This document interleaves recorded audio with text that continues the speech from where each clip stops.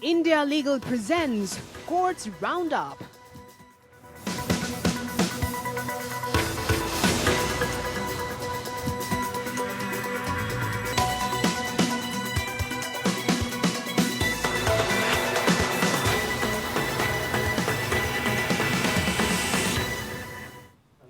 नमस्कार, courts roundup में स्वागत है आपका और मैं हूं आपके साथ नेहा दुबे। इस बुलेटिन में अगले आधे घंटे आपको कोर्ट से जुड़ी तमाम छोटी बड़ी खबरों से करवाएंगे रूबरू। कोर्ट की कार्रवाई और सुप्रीम कोर्ट से लेकर हाई कोर्ट और लोअर कोर्ट तक के फैसलों को रखेंगे आपके सामने। आगे बढ़ने से पहले एक नजर हेडलाइंस पर। पेगासस मामले में केंद्र ने सुप्रीम कोर्ट में नहीं दायर किया हलफनामा, जवाब देने के लिए मांगा और वक्त 13 सितंबर को होगी अगली सुनवाई। कलकत्ता हाईकोर्ट ने बीजेपी विधायक शुभेंदु अधिकारी के खिलाफ दर्ज तीनों मामलों पर लगाई रोक, दंडात्मक कार्रवाई नहीं करने के दिए निर्देश। गोरखपुर से नाबालिग लड़की के अपहरण मामले में यूपी पुलिस को झटका, सुप्रीम कोर्ट ने केस यूपी पुलिस से दिल्ली पुलिस को किया ट्रांसफर, 2 महीने से लापता है लड़की। पुजारी का मंदिर की जमीन या संपत्ति पर मालिकाना हक नहीं, संपत्ति देवता की होती है। भू राजस्व के रिकॉर्ड से पुजारियों के नाम हटाने के मामले, सुप्रीम कोर्ट ने दिया आदेश। राजस्थान हाईकोर्ट ने अलवर की एक अदालत द्वारा पहलू खान लिंचिंग मामले में बरी किए गए 6 लोगों के खिलाफ किया जमानती वारंट जारी, राजस्थान सरकार की याचिका पर थी सुनवाई।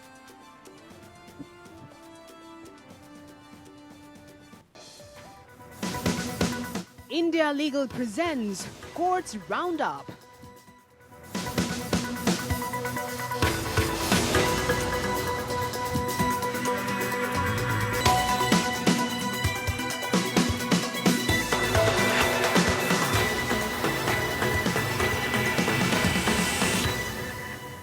पेगासस जासूसी मामले पर केंद्र सरकार को आज सुप्रीम कोर्ट में हलफनामा दायर करना था, लेकिन सरकार की ओर से दायर नहीं किया गया। केंद्र सरकार की ओर से सॉलिसिटर जनरल तुषार मेहता ने बताया कि कुछ कारणों से हलफनामा अभी दाखिल नहीं हो पाया है। सॉलिसिटर जनरल मेहता ने शीर्ष अदालत से इस पर अपनी रिपोर्ट देने के लिए समय की मांग की है। सुप्रीम कोर्ट ने केंद्र सरकार को जवाब दाखिल करने के लिए हफ्ते भर का वक्त दे दिया और अगली सुनवाई के लिए 13 सितंबर की तारीख तय कर दी। 17 अगस्त को पेगासस जासूसी मामले की स्वतंत्र जांच की मांग वाली याचिका पर सुनवाई के दौरान सुप्रीम कोर्ट ने केंद्र सरकार को नोटिस जारी कर जवाब दाखिल करने के लिए कहा था। चीफ जस्टिस एनवी रमन्ना की अगुवाई वाली बेंच के सामने सुनवाई हुई। इस दौरान केंद्र सरकार के सॉलिसिटर जनरल तुषार मेहता ने कहा कि हलफनामा दाखिल करने के मामले में कुछ परेशानी है और कुछ अधिकारी मिल नहीं पाए हैं और इस कारण अभी भी स्टैंड नहीं समझ पाए हैं। ऐसे में सुनवाई कुछ वक्त के लिए टाली जानी चाहिए। तब चीफ जस्टिस ने सवाल किया, लेकिन आपने तो पिछले सुनवाई से पहले हलफनामा दायर किया था। इस पर सॉलिसिटर जनरल ने कहा कि पिछली सुनवाई के दौरान सुप्रीम कोर्ट ने कहा था कि अगर केंद्र सरकार इस मामले में विस्तार से हलफनामा दायर करना चाहती है तो वे जवाब दाखिल करे। पिछले हलफनामे में सुप्रीम कोर्ट के सामने केंद्र ने कहा था कि उसने जो हलफनामा दायर किया वह पर्याप्त है। ये मामला नेशनल सिक्योरिटी से जुड़ा हुआ है और मामले में हलफनामे में तथ्यों का खुलासा नहीं किया जा सकता। वहीं याचिकाकर्ता के वकील कपिल सिब्बल ने कहा था कि हम नेशनल सिक्योरिटी से जुड़े तथ्यों का खुलासा करने को नहीं कह रहे हैं, बल्कि हम ये जानना चाहते हैं कि सरकार ये बताए कि पेगासस का इस्तेमाल सरकार ने सर्विलांस के लिए किया या नहीं। केंद्र सरकार ने जो हलफनामा दायर किया उसमें वह जवाब देने से बच रही है।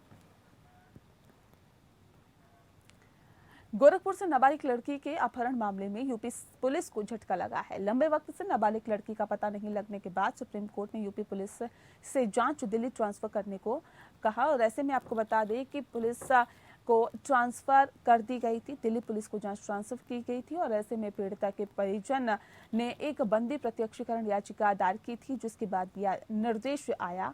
कोर्ट ने नाबालिग लड़की का प्रतिनिधित्व करने के लिए वरिष्ठ अधिवक्ता के.वी. विश्वनाथन को नियुक्त किया है।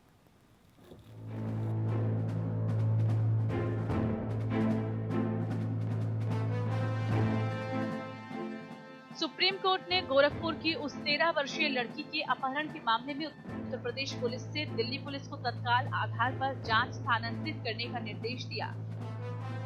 लड़की 2 महीने से लापता थी। 1 सितंबर को कोर्ट ने यूपी पुलिस को मामले की फाइल दिल्ली पुलिस को सौंपने का निर्देश दिया था। अगले दिन दिल्ली पुलिस ने कोलकाता से लापता लड़की का पता लगाया था और उसके अपहरणकर्ता दिल्ली निवासी को गिरफ्तार कर लिया था। पीठ ने ये भी निर्देश दिया कि दिल्ली पुलिस को ये सुनिश्चित करने के लिए सभी कदम उठाने चाहिए कि नाबालिग लड़की को किसी भी अप्रिय स्थिति के संपर्क में आने से बचाया जाए। गोरखपुर थाने के प्रभारी पुलिस अधिकारी को भी मामले के सभी संबंधित रिकॉर्ड दिल्ली पुलिस को सौंपने के निर्देश दिए गए हैं। इसके अलावा अदालत ने इस तथ्य को ध्यान में रखते हुए नाबालिग लड़की का कोई कानूनी प्रतिनिधित्व नहीं है, नाबालिग लड़की का प्रतिनिधित्व करने के लिए वरिष्ठ अधिवक्ता केवी विश्वनाथन को नियुक्त किया। अदालत ने लड़की की मां द्वारा दायर एक बंदी प्रत्यक्षीकरण याचिका में निर्देश पारित किया, जिसमें उसका पता लगाने के लिए कदम उठाने की मांग की गई थी। दिल्ली पुलिस की ओर से पेश हुए एएसजी रुपिंदर सिंह सूरी ने अदालत से सूचित किया कि नाबालिग लड़की का एम्स दिल्ली में मेडिकल परीक्षण किया गया था, जिसमें आघात से निपटने के लिए काउंसलिंग भी शामिल थी। याचिकाकर्ता की ओर से पेश अधिवक्ता अमित पई ने अदालत को अवगत कराया कि नाबालिग पीड़िता वर्तमान में गर्भवती है और अदालत से उसकी सुरक्षा के लिए तत्काल आधार पर उचित निर्देश जारी करने का आग्रह किया। उन्होंने आगे कहा कि पीड़िता की उम्र के संबंध में एक विसंगति है। हालांकि उसके स्कूल प्रमाण पत्र और आधार कार्ड में उल्लेख है कि वो केवल 13 वर्ष की है। पुलिस रिकॉर्ड बताता है कि वो 16 वर्ष की है। इस पर एएसजी सूरी ने कोर्ट को बताया कि एम्स दिल्ली ने नाबालिग पीड़िता को उम्र निर्धारण के लिए फॉरेंसिक विभाग में रेफर कर दिया है। पीठ ने परामर्श स्तर की रिपोर्ट ये भी नोट किया कि नाबालिग पीड़िता ने स्वीकार किया है कि उसके साथ यौन उत्पीड़न किया गया था। तदनुसार बेंच ने एएसजी सूरी को दिल्ली पुलिस अधिकारियों से उनकी कार्य योजना के बारे में बात करने और उसके बाद सुनवाई की अगली तारीख पर अदालत को अवगत कराने का निर्देश दिया। मामले की अगली सुनवाई 14 सितंबर को होनी है। Bureau report. किसी भी मंदिर के नाम मौजूद सारी संपत्ति के मालिक उस मंदिर के देवता ही होते हैं, पुजारी नहीं। सुप्रीम कोर्ट ने मध्य प्रदेश के एक मंदिर के मामले में अयोध्या विवाद में आए ऐतिहासिक फैसले के संदर्भ में ये फैसला सुनाया है।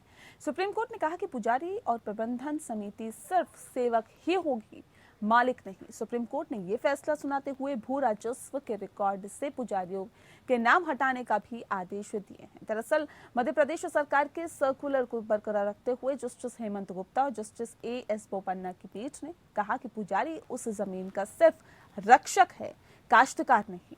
वह सिर्फ किराएदार जैसा है। जो भी पुजारी होगा वह मंदिर के मुख्य देवता और अन्य देवताओं की सेवा, पूजा, भोग, राग के साथ साथ मंदिर के साथ अटैच जमीन की खेतीबाड़ी का काम भी संभालेगा।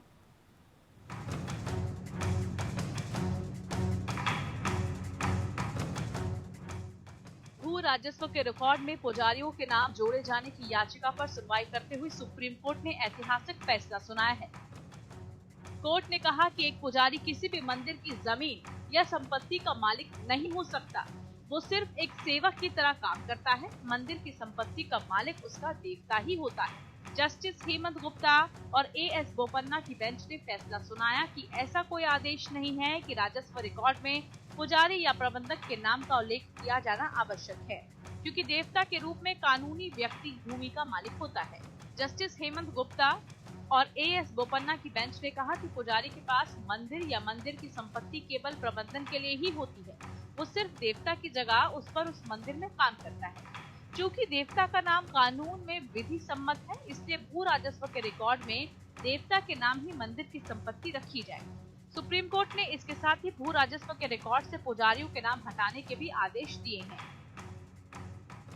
कोर्ट ने कहा कि पुजारी उस जमीन का सिर्फ देखभाल करता है। वो सिर्फ एक किराएदार जैसा है। जो भी पुजारी होगा मंदिर के देवताओं की देखभाल के लिए साथ साथ उससे जुड़ी जमीन पर खेती का काम भी करेगा। प्राथमिक प्रश्न चिन्ह पर न्यायालय ने विचार किया, क्या मध्य भारत भू राजस्व और किराएदारी अधिनियम संवत 2007 के तहत संहिता के तहत एक पुजारी को भूस्वामी माना जा सकता है? क्या राज्य सरकार कार्यकारी निर्देशों के माध्यम से राजस्व रिकॉर्ड से पुजारी का नाम हटाने और मंदिर के प्रबंधन के रूप में एक कलेक्टर का नाम सम्मिलित करने का आदेश दे सकती है? मध्य प्रदेश के 1959 के सर्कुलर को सुप्रीम कोर्ट में चुनौती दी गई थी। इसी मामले में सुनवाई करते हुए कोर्ट ने सर्कुलर को बरकरार रखा था। इस सर्कुलर में पुजारियों के नाम भू राजस्व के रिकॉर्ड हटाने के आदेश दिए गए थे, जिससे मंदिर की संपत्ति को अवैध रूप से बेचे जाने से बचा जा सके। ये परिपत्र कार्यकारी निर्देश थे जो पुजारी के नाम राजस्व रिकॉर्ड से हटाने के लिए जारी किए गए थे, ताकि मंदिर की संपत्तियों को पुजारियों द्वारा अधिनिकृत बिक्री से बचाया जा सके। उत्तरदाताओं ने दावा किया कि पुजारियों के पास मंदिरों की संपत्तियों पर भूस्वामी का अधिकार है, एक अधिकार जिसे अपीलकर्ताओं द्वारा जारी कार्यकारी निर्देशों से नहीं लिया जा सकता। Bureau report. सुप्रीम कोर्ट ने हाल के एक फैसले में रॉयल्टी और टैक्स की अवधारणाओं के बीच के अंतर को समझाया। न्यायमूर्ति यूयू ललित और न्यायमूर्ति विनीत सरन की पीठ ने कहा कि रॉयल्टी का आधार पक्षकारों के बीच हुए एक समझौते में होता है और अनुदान प्राप्तकर्ता को दिए गए लाभ या विशेषाधिकार के साथ इसका संबंध होता है। कर के भुगतानकर्ता को दिए गए किसी विशेष लाभ के संदर्भ के बिना एक वैधानिक शक्ति के तहत कर लगाया जाता है। कोर्ट ने आपको बता दें कि केरल राज्य बिजली बोर्ड द्वारा की गई रॉयल्टी की मांग के खिलाफ केरल की 2 कंपनियों द्वारा उठाए गए विवाद का फैसला करते हुए ये टिप्पणी की, ताकि कंपनियों को अपने स्वयं के उपयोग के लिए बिजली उत्पन्न करने के लिए जल विद्युत संयंत्रों से जारी पानी का उपयोग करने की अनुमति मिल सके। कंपनियों ने केरल उच्च न्यायालय के फैसलों के खिलाफ अपील करते हुए सर्वोच्च न्यायालय का दरवाजा खटखटाया था, जिसमें उनके दावों को खारिज किया गया था। अपीलकर्ताओं की ओर से उठाए गए तर्कों में से एक ये था कि तत्काल मामले में पानी की नियंत्रित आपूर्ति के लिए रॉयल्टी या शुल्क अनिवार्य वसूली के अलावा और कुछ नहीं होगा और इस तरह के अधिरोपण के पीछे किसी वैधानिक मंजूरी के अभाव में बोर्ड की ओर से कार्रवाई अधिकार क्षेत्र के बिना होगी। राज्य और बोर्ड की ओर से दलील ये थी कि इस तरह की रॉयल्टी या शुल्क की उत्पत्ति संबंधी अनुबंधों में हुई थी और इस तरह बोर्ड की ओर से कार्रवाई पूरी तरह से उचित थी। कोर्ट ने कंपनियों द्वारा उठाए गए एक अन्य तर्क को भी खारिज कर दिया। अनुबंध की शर्तें मनमानी और भेदभावपूर्ण थी।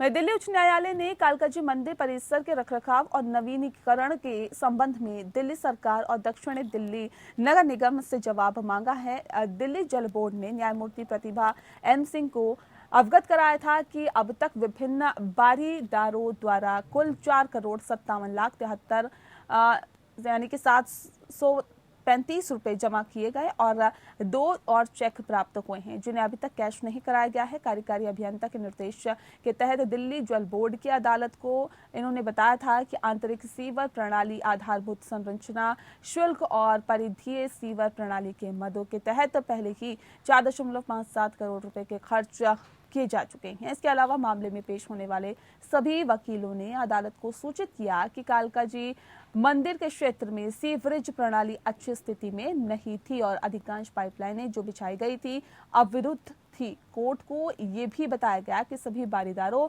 द्वारा दिल्ली जल बोर्ड के पास पर्याप्त राशि जमा करने के बावजूद मंदिर के कोई सीवरेज प्रणाली मौजूद नहीं है। इस पर दिल्ली जल बोर्ड ने दलील दी कि जो भी मरम्मत कार्य किया जाना है वह कोर्ट के उचित आदेश के तहत किया जाए। मंदिर परिसर के विकास और जीर्णोद्धार के मुद्दे पर सुझावों पर सुनवाई करते हुए न्यायालय ने इस प्रकार आदेश दिया।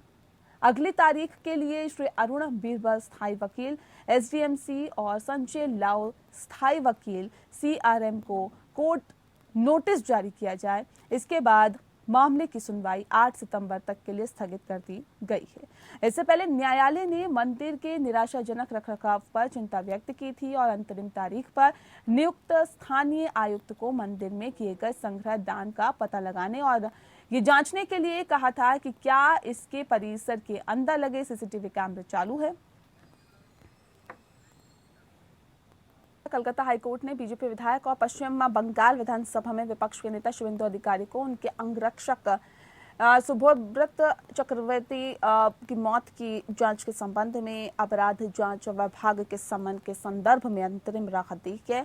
इससे पहले अधिकारी को सीआईडी ने अपने अंगरक्षक की मौत के मामले में भवनी भवन स्थित मुख्यालय में तलब किया, लेकिन उन्होंने व्यस्त होने का हवाला देते हुए पूछताछ के लिए आने से इनकार कर दिया था। न्यायमूर्ति राजशेखर मंथा ने सोमवार को 18 मार्च 2021 को कोंटाई पुलिस स्टेशन और नंदीग्राम पुलिस स्टेशन में दर्ज मामलों के संबंध में अधिकारी के खिलाफ शुरू की गई कार्रवाई पर रोक लगा दी। कोर्ट ने आगे निर्देश दिया कि अधिकारी के खिलाफ कोई भी दंडात्मक कार्रवाई शुरू करने से पहले राज्य को कोर्ट की अनुमति लेनी होगी। कोर्ट ने कहा कि राज्य याचिकाकर्ता के खिलाफ दर्ज किसी भी आगे की प्राथमिकी के संबंध में जानकारी प्रस्तुत करेगा। राज्य याचिकाकर्ता को गिरफ्तार करने या ऐसे सभी मामलों में याचिकाकर्ता के खिलाफ कोई भी दंडात्मक कार्रवाई करने से पहले इस न्यायालय की अनुमति ली जाएगी। संबंधित जांच अधिकारियों को यह भी निर्देश दिया गया कि वे भाजपा विधायक की सार्वजनिक जिम्मेदारियों पर विचार करें और यदि उन्हें सुविधाजनक स्थान और समय से कोई बयान देने की आवश्यकता हो तो उन्हें समायोजित करें।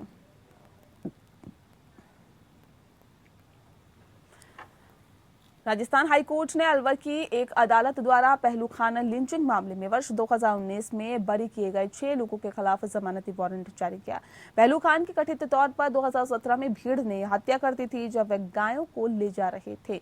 न्यायमूर्ति गोवर्धन बर्धर की न्यायमूर्ति विजय बिश्नोई की खंडपीठ ने पीड़ित के बेटे इरशाद और आरिफ द्वारा दायर अपील को स्वीकार करते हुए और निचली अदालत के बरी करने के आदेश के खिलाफ राजस्थान सरकार द्वारा दायर एक याचिका के साथ इसे जोड़ते हुए आदेश दिया। अदालत ने आदेश दिया कि आरोपी प्रतिवादियों के खिलाफ इस अदालत के समक्ष अपनी पेशी सुनिश्चित करने के लिए 10,000 रुपए की जमानती राशि जारी करे, जो 8 सप्ताह की अवधि के भीतर वापस करने योग्य है। आरोपी विपिन यादव, रविंद्र कुमार, कालूराम, दयानंद, योगेश और भीम सिंह को बरी करने के खिलाफ पहलू खान के बेटे द्वारा अपील की गई थी। याचिका में महत्वपूर्ण रूप से कहा गया था कि घायल चश्मदीद है जिन्होंने विशेष रूप से आरोपियों का नाम लिया है। याचिका में यह भी कहा गया है कि खान को कई चोटें आई थी और इन्हीं चोटों के कारण उसकी मृत्यु हो गई। साथ ही आरोपी व्यक्ति के पास से हथियार भी बरामद किए गए थे। याचिका में निचली अदालत के फैसले और बरी करने के आदेश को चुनौती देते हुए कहा गया कि इस तथ्य के बावजूद चश्मदीदों की गवाही विश्वसनीय है। ट्रायल कोर्ट ने गवाही को खारिज कर दिया और आरोपी व्यक्तियों को बरी कर दिया। पहलू खान और उनके बेटे 1 अप्रैल 2017 को जयपुर से हरियाणा के नूह जिले की ओर जा रहे थे जब गौरक्षकों ने उन्हें जयपुर दिल्ली राष्ट्रीय राजमार्ग पर बहरोड में रोक दिया। भीड़ ने गौ तस्करी के संदेह में उनकी पिटाई की और परिणाम स्वरूप खान की 3 अप्रैल को अलवर के एक अस्पताल में मौत हो गई। खान और उनके 2 बेटों के खिलाफ गाय तस्करी के आरोप पत्र को राजस्थान उच्च न्यायालय ने वर्ष 2019 में खारिज कर दिया था। जम्मू और कश्मीर और लद्दाख उच्च न्यायालय ने कहा है कि किसी भी संज्ञेय अपराध के होने के बारे में जानकारी रखने वाले किसी भी व्यक्ति द्वारा प्राथमिकी दर्ज की जा सकती है। अदालत ने यह भी कहा है कि एक संपत्ति के मालिक के प्रति के ऐसी संपत्ति के खिलाफ किए गए अपराधों के लिए प्राथमिकी दर्ज करने का अधिकार है, क्योंकि उसे अपनी पत्नी की संपत्ति की देखभाल करने और उसकी रक्षा करने का पूरा अधिकार है। जस्टिस रजनीश ओसवाल ने कई याचिका पर सुनवाई करते हुए ये टिप्पणी की, जिसमें आरपीसी की धारा 448 और 427 के तहत अपराधों के लिए दर्ज प्राथमिकी से आपराधिक चालान को रद्द करने की मांग की गई थी, जबकि याचिकाकर्ता ने तर्क दिया कि प्रतिवादी पति का मामले में कोई अधिकार नहीं था क्योंकि कथित अपराध उनकी पत्नी की संपत्ति से संबंधित थे। कोर्ट ने कहा कि प्रतिवादी संख्या 3 संपत्ति के खरीदार का पति होना के साथ ही अपनी पत्नी की संपत्ति की देखभाल और रक्षा करने का पूरा अधिकार है और ये नहीं कहा जा सकता है कि प्रतिवादी संख्या 3 बिल्कुल अजनबी है और उसे एफआईआर दायर करने का कोई अधिकार नहीं है। अन्यथा किसी भी व्यक्तियों द्वारा एफआईआर दर्ज की जा सकती है या किसी संज्ञेय अपराध के लिए जाने के बारे में जानते हैं। याचिकाकर्ता प्रतिवादी नंबर 3 और उनकी पत्नी भूमि के टुकड़े के संबंध में एक मुकदमे में लगे हुए थे, जिसे याचिकाकर्ता ने 1996 में खरीदने का दावा किया था। प्रतिवादी संख्या 3 का दावा था कि इसे उसकी पत्नी ने खरीदा था। विवाद सिटी जज जम्मू की अदालत में लंबित था और इसके लंबित रहने के दौरान ही याचिकाकर्ता द्वारा संपत्ति की चारदीवारी को कथित रूप से क्षतिग्रस्त कर दिया गया था। शिवम शर्मा जी अधिवक्ता हमारे साथ फोन लाइन पे जुड़ गए हैं। शिवम जी, पत्नी की संपत्ति की देखरेख करना पति की जिम्मेदारी है, वह केस तक दर्ज कर सकता है, ऐसा कहते हुए कोर्ट ने और क्या कुछ कहा, हमें विस्तार से बताएं। देखिए नेहा जी, इस मामले में माननीय उच्च न्यायालय ने कहा है कि किसी भी संज्ञेय अपराध को होने के बारे में जानकारी रखने वाले किसी व्यक्ति द्वारा प्राथमिकी है। देखिए नेहा जी, आपको बताना चाहता हूँ कि कोर्ट ने यह कहा कि एक संपत्ति के मालिक के पति को ऐसी संपत्ति के खिलाफ किए गए अपराधों के लिए प्राथमिकी दर्ज कराने का अधिकार है, क्योंकि उसे अपनी संपत्ति की देखभाल करने और रक्षा करने का पूर्ण अधिकार है। देखिए आपको मैं बताना चाहता हूँ कि प्रतिवादी ने दावा किया कि याचिकाकर्ता ने घटनास्थल से उसकी अनुपस्थिति के संबंध में झूठे आधार प्रस्तुत किए थे, क्योंकि उन्होंने बैंक के वरिष्ठ अधिकारी के रूप में प्रत्येक रिकॉर्ड में अदालत में याचिका करता है कि इस दलील में कोई दम नहीं पाते हुए ये कहा कि एक दीवानी विवाद को एक आपराधिक विवाद में बदल दिया गया है, क्योंकि यह एक ऐसा कार्य नहीं था जिसमें दीवानी और आपराधिक दोनों तरह की कार्रवाई को जन्म दिया हो। इस संबंध में देखिए बताया जाता है, बेंच ने मोहम्मद अलाउद्दीन खान बनाम बिहार राज्य के फैसले पर भरोसा किया। याचिकाकर्ता के घटना की तारीख और मौके पर मौजूद नहीं होने से तर्क भी खारिज कर दिया।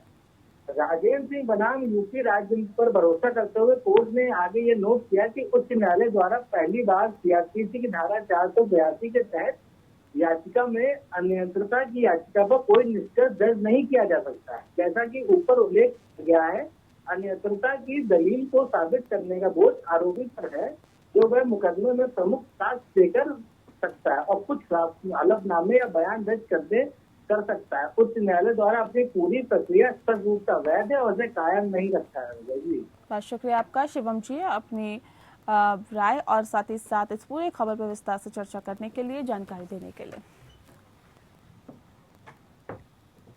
अभिनेता सलमान खान को राहत देते हुए बॉम्बे सिविल कोर्ट ने कथित तौर पर अभिनेता से जुड़े हिट एंड रन मामले पर आधारित सेल्समैन भोई नामक एक ऑनलाइन मोबाइल गेम तक पहुंच पर अस्थायी प्रतिबंध लगाने का आदेश दिया है। गेम में सलमान से मिलते जुलते छवि का उपयोग किया गया है। सलमान ने दावा किया था कि उनकी इमेज को नुकसान पहुंच रहा है। कोर्ट ने कहा कि खेल की बनावट, छवियों और तंत्रिक विशेषताओं को सलमान खान के साथ प्रभाववादी समानता दी गई है। कोर्ट ने कहा कि जब वादी ने ऐसे खेल को इंस्टॉल करने, तैयार करने और चलाने की सहमति नहीं दी है तो उसकी पहचान के समान है और जो मामला उसके खिलाफ था, निश्चित रूप से उसे उसकी निजता के अधिकार से वंचित किया जा रहा है और उसकी छवि खराब कर रही है। साथ ही साथ जज के जायसवाल ने मामले में एक अस्थायी निषेधाज्ञा प्रदान की है, जो कि पैरोडी स्टूडियो प्राइवेट लिमिटेड को खेल या अभिनेता से संबंधित किसी भी अन्य सामग्री के प्रचार प्रसार, साथ ही साथ लॉन्च, रिलॉन्च और पुनर्निर्माण से रोकता है। इसके अलावा उन्हें गूगल प्ले स्टोर और साथ ही साथ गूगल प्ले स्टोर के साथ ही अन्य सभी प्लेटफॉर्मों से गेम को तुरंत हटाने, ब्लॉक अक्षम करने का निर्देश दिया गया था और साथ ही साथ DSK लीगल के माध्यम से दायर मुकदमे में तर्क दिया गया कि खेल सेल्समैन भोई सलमान खान का उनके प्रशंसकों के बीच लोकप्रिय नाम सलमान भाई है। आगे प्रस्तुत किया गया था कि खेल में प्रदर्शित छवियां खान का एक कैरिकेचर संस्करण प्रतीत होता है और हिट एंड रन मामले में ब्लैक बक मामले की कथित घटनाओं को फिर से बनाता है, जो कि न्यायालय के समक्ष विचाराधीन है। इमेजरी के उपयोग के साथ ही खेल के नाम और बनावट पर आपत्तियां उठाई गई है। यह आरोप लगाया गया कि ये किसी भी उचित संदेह से परे खान के प्रति स्पष्ट आपेक्ष है। बॉम्बे उच्च न्यायालय ने माओवादी नेता निर्मल ओपंगती उर्फ नर्मदा अक्का को टर्मिनल कैंसर के कारण देखभाल के लिए अस्पताल में स्थानांतरित करने के लिए महाराष्ट्र सरकार को निर्देश देने वाली मांग वाली याचिका पर मंगलवार को अपना फैसला सुरक्षित रख लिया है।